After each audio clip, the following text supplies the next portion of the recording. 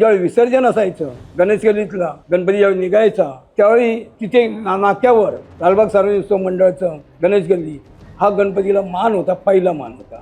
विसर्जनला जायचा गणपती त्यावेळी बाजारातला गणेश मार्केटमधला गणपती गेटजवळ थांबायचा. गणेश गल्लीचा गणपती पास झाला काय नंतर तो यायचा आणि गेल्यानंतर तिथेच श्रॉफ बिल्डिंग आहे, ही पुष्पवृष्टी करते. पत्रकार म्हणजे नवाकाळ पेपरचे मोहन पाटील हे प्रसिद्ध आहेत.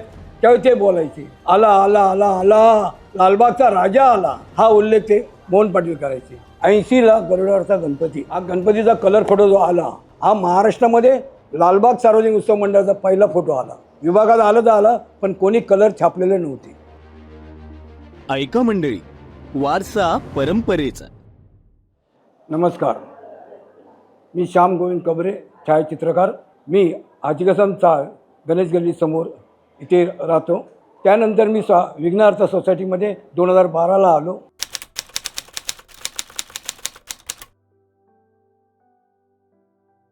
सुरुवातीला फिल्म फोटोग्राफी करत होतो. त्यावेळी मी खरा व्यवसाय त्या आलो म्हणजे चित्रकार म्हणून होणार होतो. SSC झाल्यानंतर मी स्वतः JJला म्हणजे 2 परीक्षा मी ड्रॉइंगच्या दिल्या होत्या JJ बघणं. पण सध्या नील कामगाराची परिस्थिती आणि कुटुंबाची परिस्थिती त्यामुळे मी एक फोटोग्राफीचं हे घेतलं. त्यावेळी फोटोग्राफरला मान होतं, म्हणजे रिस्पेक्ट द्यायचे. कुठेही फंक्शनला गेलं तर पहिलं फोटोग्राफरला चहा पाणी सगळं विचारायचे. तशी आज परिस्थिती नाही. आज फोटोग्राफरला तसं मान मिळत नाही. म्हणून मी त्यावेळी गेलो आणि मी स्वतः कलाकार फोटो स्टुडिओ राजा मयेकरांचा, त्या राजा मयेकरांकडे मी गेलो. तिथे मी संपूर्ण ते कलाकार फोटो स्टुडिओमध्ये फिल्म फोटोग्राफी शिकलो. मी वन मॅन शो एकटाच फोटो एक्सपोज करणे, डार्करूमचं काम करणे, प्रिंटिंग करणे आणि रिटेचिंग करणे हे सगळं मी करत होतो त्यावेळी. आणि त्यावेळी मला दत्ता सावंत जे चित्रकार हे त्या स्टुडिओत यायचे मयेकरांना भेटायला आणि मयेकरांची ते कामं करायचे. त्यावेळी ते O&Mला ॲड एजन्सीमध्ये होते. तर त्यांची ओळख झाली. त्यानंतर त्यांचं मार्गदर्शन मला मिळालं. हे 2 म्हणजे पहिले गुरु माझे राजा मयेकर आणि दुसरे दत्ता सावंत जे गणेश गल्लीत राहायचे ते. त्यानंतर मी 120 हा कॅमेरा आम्ही हँडल करतो. हा 120 कॅमेरा असा होता की त्यावेळी 120 म्हणजे 12 फ्रेम. ह्या रोलला 12 फ्रेम यायचे, ते म्हणजे स्क्वेअरमध्ये रोल ते. पण ह्या कॅमेऱ्याला 2 लेन्स होते. आज जो सिंगल लेन्स रिफ्लेक्टर आहेत तसा नव्हता, 2 लेन्स होते. त्याच्यामधला वरचा लेन्स तो पिक्चर दाखवायचा आणि खालचा लेन्स होता तो फिल्मवर छाया उमटून घ्यायचा, ती छबी उमटून घ्यायचा, हे काम करायचा. आणि त्यावेळी हा नॉर्मल लेन्स होता. आम्हाला स्वतः तिथे पोर्ट्रेट घेण्यासाठी पुढे जायला लागायचा, मागे जायला लागायचा आणि ॲडजस्ट करायचं. आणि आम्ही स्वतः मॅन्युअलमध्ये करायचो. आणि जर फ्लॅश वापरला तर एखाद्याने फ्लॅश एखाद्याने कॅमेरा. आणि हे 120 कॅमेरे ॲसिकाचा आला होता, ॲसिका D, ॲसिका G124, ॲसिका 635 आणि नंतर रोलीकॉर्ड आणि रोलीफ्लॅक्स हे कॅमेरे आले 120मध्ये. 120मध्ये फक्त सगळे नॉर्मलच होते. आणि 12 फ्रेम झाल्यानंतर आम्हाला लग्नाच्या ऑर्डरला मी जायचो. त्या फक्त 3च रोल काढायचो आणि फुल लग्न हे 36 प्रिंटमध्ये आम्ही करायचो त्यावेळी. आणि त्यानंतर मग हा 35चा कॅमेरा आला, तो पण फिल्म कॅमेरा. रोल आले तेव्हा ते 36 फोटो आणि लोडिंग करण्यावर होतं की आपण कॅमेऱ्यामध्ये लोड करताना तो कसा किती जास्त मिळेल फ्रेम हे आम्ही बघायचो. आणि जवळजवळ 38 ते 39 फ्रेम आम्ही एक्सपोज करायचो.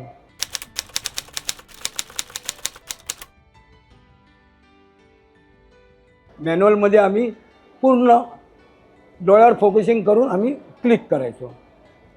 शटर रिलीज बटन असायचं. आणि डेव्हलप झाल्यानंतर तो आम्हाला समजायचा की फिल्ममध्ये की कोणाचे डोळे बंद झाले की नाही झाले. पण रोल डेव्हलप करताना डार्करूम असायचा, पूर्ण काळोखात तो रोल फिल्म. आणि 120 रोलला हा असा होता की वरून रेड कलरचा पेपर असायचा, कार्ड पेपर, आणि आतमध्ये ती फिल्म असायची. ज्यावेळी आम्ही डार्करूममध्ये जायचो ते डार्करूममध्ये ती फिल्म काढून घ्यायची आणि एक डिश पाण्याचा असायचा, पाण्यामध्ये आम्ही ती पूर्ण भिजवून घ्यायचो, फिरवायचो. का ते सगळ्याला इवन डेव्हलपर लागलं पाहिजे. नंतर मग डेव्हलपरमध्ये आम्ही करायचो त्याला 5 ते 6 मिनटं डेव्हलपिंग करायचं. डेव्हलपिंग झाल्यानंतर समोर एक फिक्सर असायचा हायपो म्हणून, तो फिक्सर होता.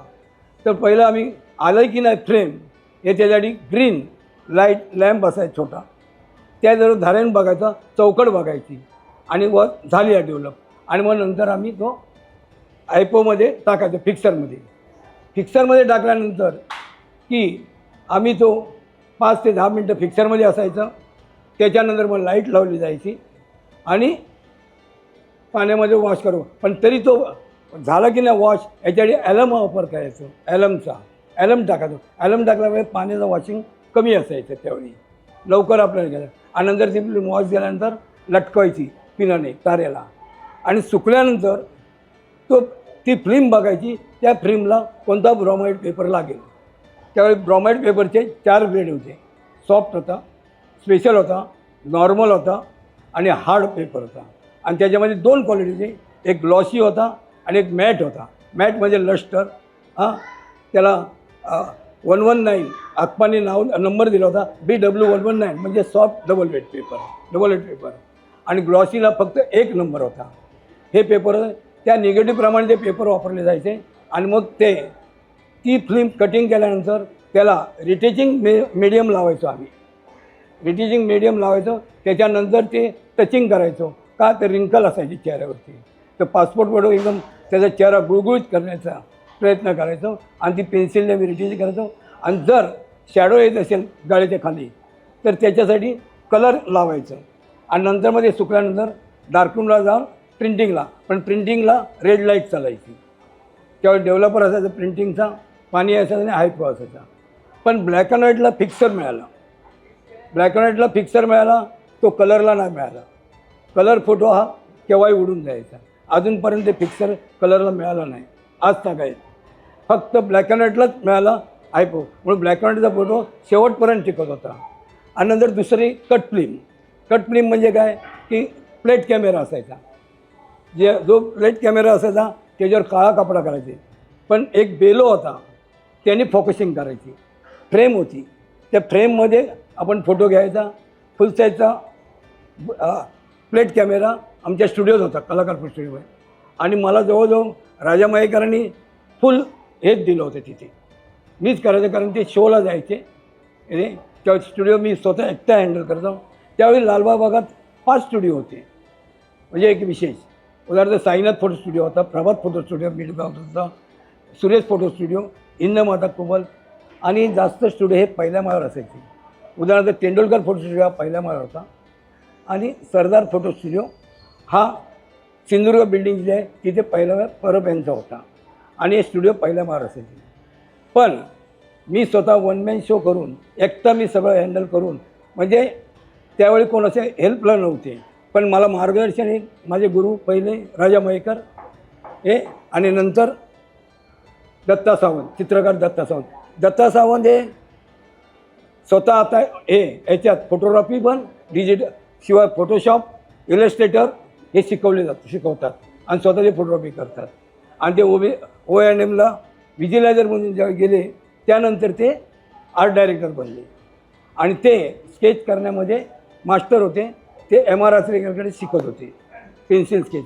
पण MR आचरेकर त्यांना जास्त पट्ट शिष्य म्हणून त्यांना मानत होते. सगळं काम त्यांच्याकडनं करून घेत होते MR आचरेकर दत्ता सावंताकडनं. आणि दत्ता सावंत आणि राजा मयेकरांचा स्टुडिओमध्ये मालवणीमध्येच बोलणं त्यांचं.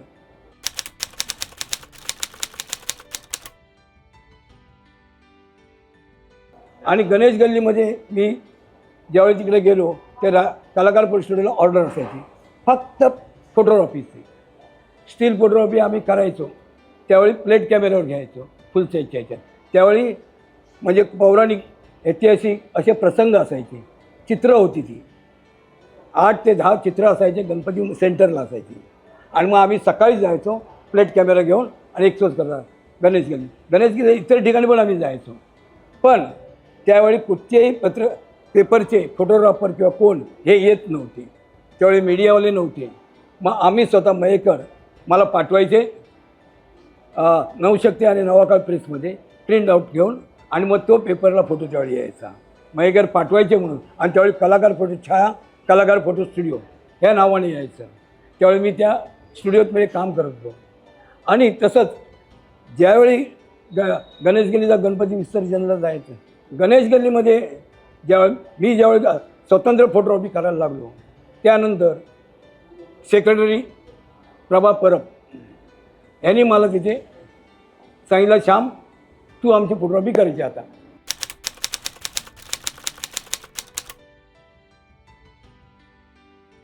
त्यावेळी फोटोग्राफीला जायचो. त्यावेळी नॉर्मल लेन्स असायचा, त्यामुळे तो आम्ही सुरुवातीला गणपती जो मी 79चा पृथ्वीवरचा गणपती याचा पहिला फोटो मी घेतला स्टील. त्यावेळी खालीच त्याची ॲडजस्टमेंट केली, किती फुटापर्यंत आपण जाऊ शकतो, आणि त्यानंतर लावून घेतला. पण त्यावेळी मीडियावाले अजिबात नाही, कधीच नाही. फोटो सेशन आता जे होतात ते त्यावेळी फोटो सेशन काय नव्हते, कारण प्रत्येक पेपरवाल्यांकडे असे अवेलेबल पण नव्हते, ते यायचे पण नाहीत. फक्त ते विसर्जनच्या टायमाला ते फोटो काढायचे. त्यावेळी पण त्यांच्याकडे 120 कॅमेरा आणि एक 620 कॅमेरा, त्याचे 8 फ्रेम असायचे असे त्यांच्याकडे कॅमेरा. आणि त्या कॅमेऱ्याला बेलो असायचं, त्या कॅमेऱ्याला ओपन व्हायचा आणि बेलो असायचा. पण त्यावेळी कोणीच नाही, फक्त आपण. आणि मग आपण स्वतःहून आपली फोटोग्राफी पेपरला पोस्टी करायची आणि द्यायची.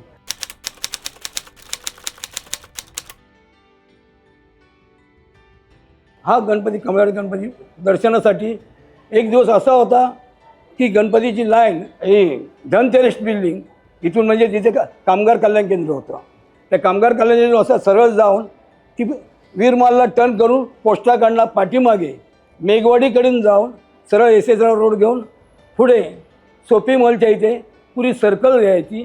तिथे इराणीचं हॉटेल होतं, तिथून ती येऊन परत गणेश गल्लीला आलेली लाईन ती परत ती पोस्टाकडे जायची. एवढी मोठी लाईन मी अजूनपर्यंत पाहिलीच नाही कोणाची. ती गणेश गल्लीकडे लाईन होती.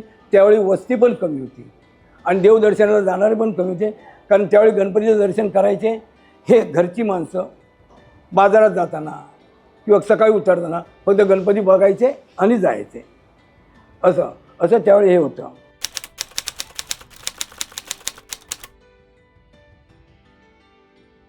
आणि त्या तिथले गणपतीचे फोटो हे विसर्जनचे सगळेजण, म्हणजे उदाहरणार्थ मी पण, आम्ही मध्ये यायचो, टेबल लावायचो, सीडी घ्यायचे, पुढे पण सगळे तसेच करायचे. राजा परब हे पण आपल्या स्टुडिओसमोर राहायचे. आणि जास्त करून गणेश गल्लीच्या गणपतीसाठी ते स्वतःहून ते तिथे यायचे आणि राहायचे. राजा परब पण आणि सहकार्य हे गणेश गल्लीतले कार्यकर्ते करायचे. पुढे जायचंच नाही ती गाडी, ते तिथेच राहायचे. आणि मग राजा परब गेल्यानंतर मग ते मिठभावकर शरद ते काढायचे. त्याच्यानंतर कुबल घोडा लावून आपलं फोटोग्राफी करायचे तिथे. आणि मग तिथून तो गणपती जायचा. पण त्यावेळी थांबायचा, पण आता परिस्थिती नाही थांबण्यासारखी, म्हणजे फोटो घेण्यासारखी अशी परिस्थिती आता गणपतीला झाली की, कारण त्या फोटोग्राफरलाच उचलून ते मॉब घेऊन जाईल पुढे, त्यामुळे ते फोटोग्राफी करू शकत नाही.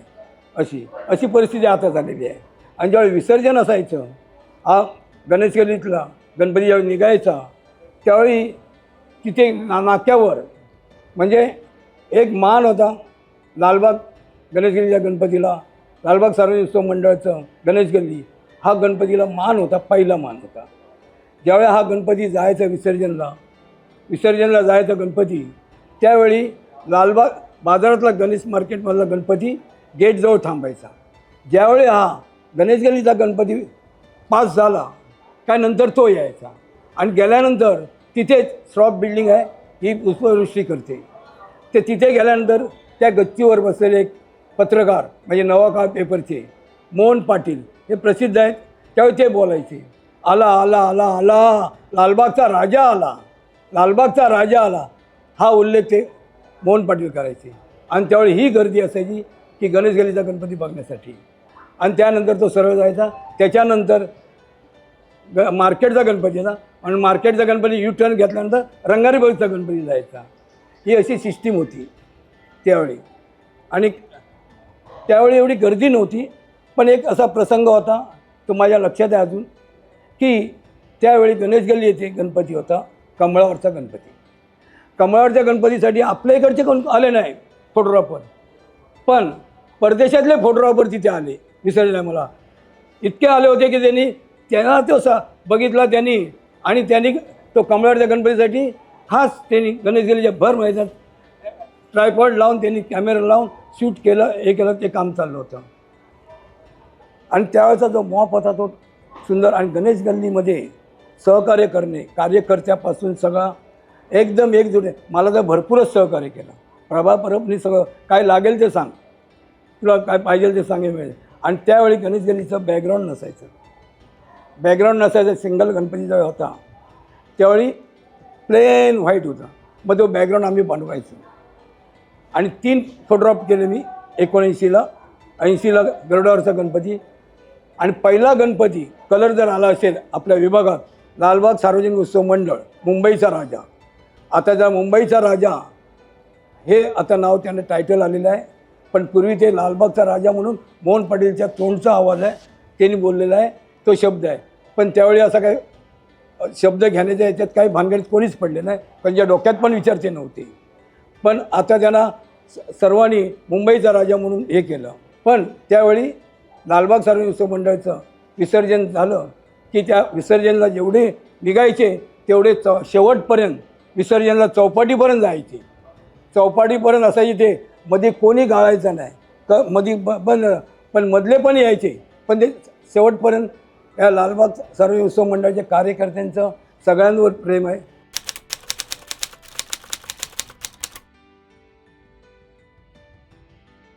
गणेश गल्लीतले सुरुवातीला फोटो म्हणजे मुद्दाचं ते फोटो प्रिंट झाल्यानंतर हे प्रिंट फोटो लोके म्हणून मस्त होते.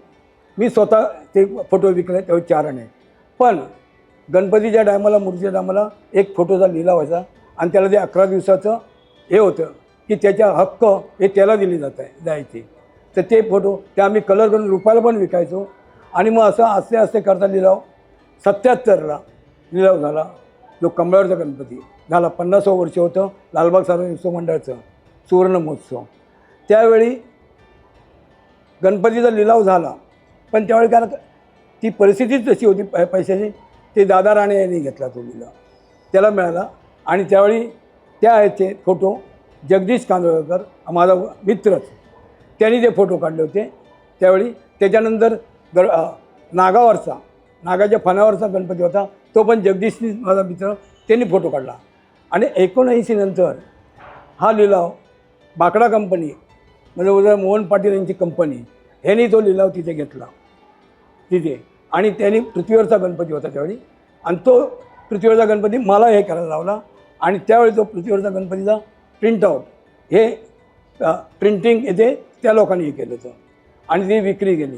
त्याच्यानंतर असंच जाता जाता 80ला गरुडावरचा गणपती याचा लिलाव मोठा झाला. हा लिलाव आता जे दत्तबोर्डिंग चालवतात शिरोडकर, प्रमोद शिरोडकर ह्यांनी तो लिलाव 13,000ला घेतला. आणि त्यावेळी 13,000 मूर्तीची किंमत होती. विलिंग साहेबांच्या मूर्तीची किंमत 13,000 होती. कारण काय, फोटो लिलाव व्हायचे आणि ज्याला असायचे तो आपला फोटोग्राफर आणायचा. हे प्रथा आहे. याच्यामध्ये भेदभाव नाही, काय नाही, किंवा मला पण वाईटपणा काहीच नाही. मंडळातले पण मी पण तिथे असायचो त्यांच्याबरोबर त्या सहकार्य करायला.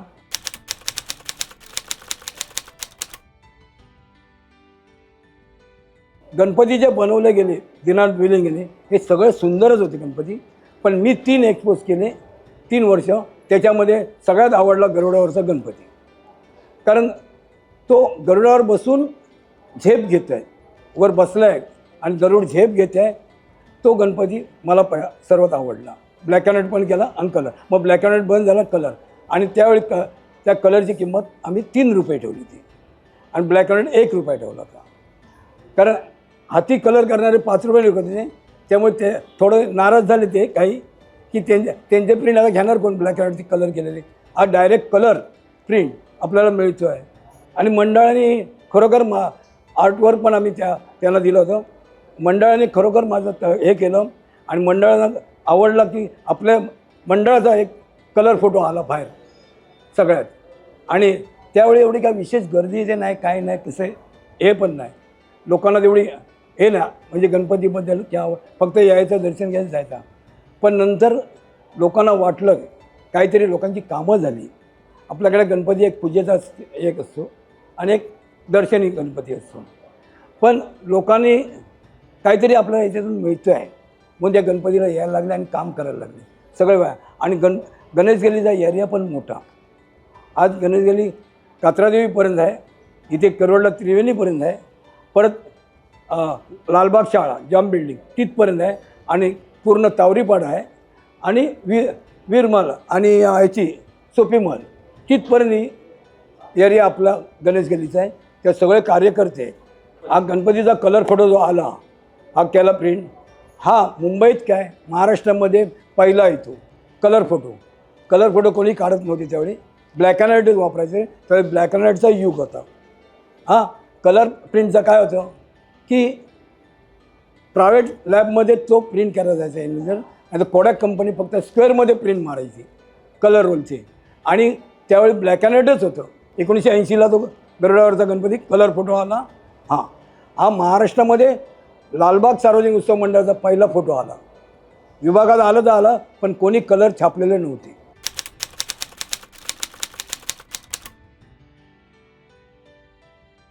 आणि वेलिंग हे असे होते की त्यांची एक खासियत होती. कुठेही काम घेतलं, मंडळाचं पण आमचं काम घेतलं, 4 दिवस अगोदर ती मूर्ती तयार करायची. का तर राहिलं असेल तरी बघता येईल. आणि ते स्वतः असायचे. ते उद्घाटनच्या टायमाला स्वतः वेलिंग हजर असायचे. आणि वेलिंगचा गणेश गल्लीवर जास्त जीव बसला. वेलिंग सुरुवातीला तिकडे आले चिंचपोकळीला, त्यानंतर 50व्या वर्षी 77ला वेलिंग हे दिनानाथ वेलिंग हे नाव सुचवलं. कारण डायरेक्ट प्लॅस्टरिंग काम करणारे एकच मूर्तिकार होते, ते म्हणजे दिनानाथ वेलिंग. त्यांच्याशिवाय दुसरे डायरेक्ट प्लॅस्टरिंग काम करणारे कोणीच नाही. कित्येकाने केलं पण नाही ते जमलं त्यांना. पण शेवटी गणपती आपला आहे, आपला त्याला नावं ठेवता येत नाही. कारण मूर्ती बनवायचं काम फक्त वेलिंगच करू शकतं.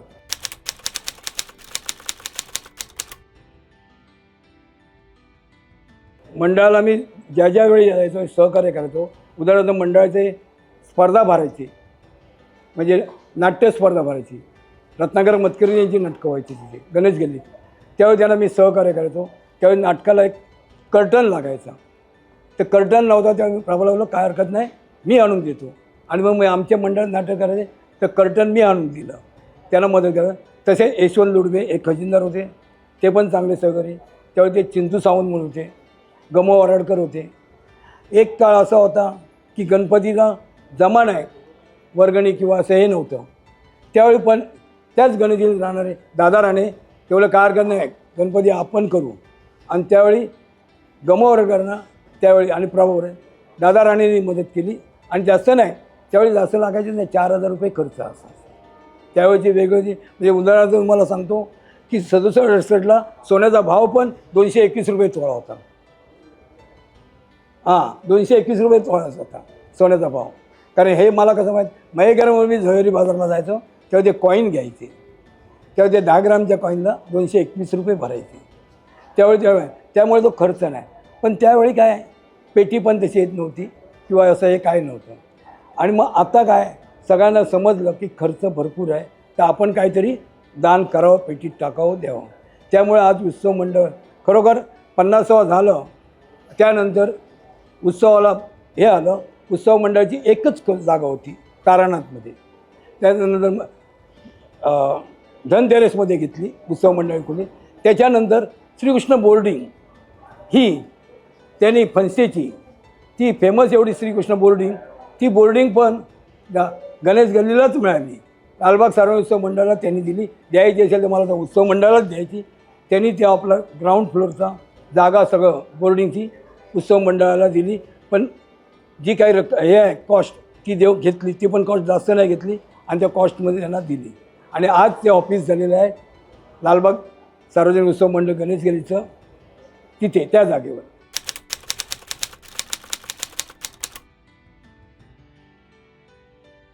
आता नवीन तरुणांना एवढं सांगतो, आज तुमच्याकडे डिजिटल आला आहे. हा डिजिटल कॅमेरा सुरू झाला आहे. तर तुम्हाला डिजिटल कॅमेऱ्याची ऑर्डर किंवा हे तुम्ही जो कॅमेरा पकडता, ती पकडण्याची पद्धत आहे किंवा गळ्यात घालता, तो गळ्यातच पट्ट्यासकट असावा उभा, फ्लॅश पण लावला असावा. पण तुम्ही हाताने असे पकडता आणि असे फिरत राहता, ती चुकीची गोष्ट आहे.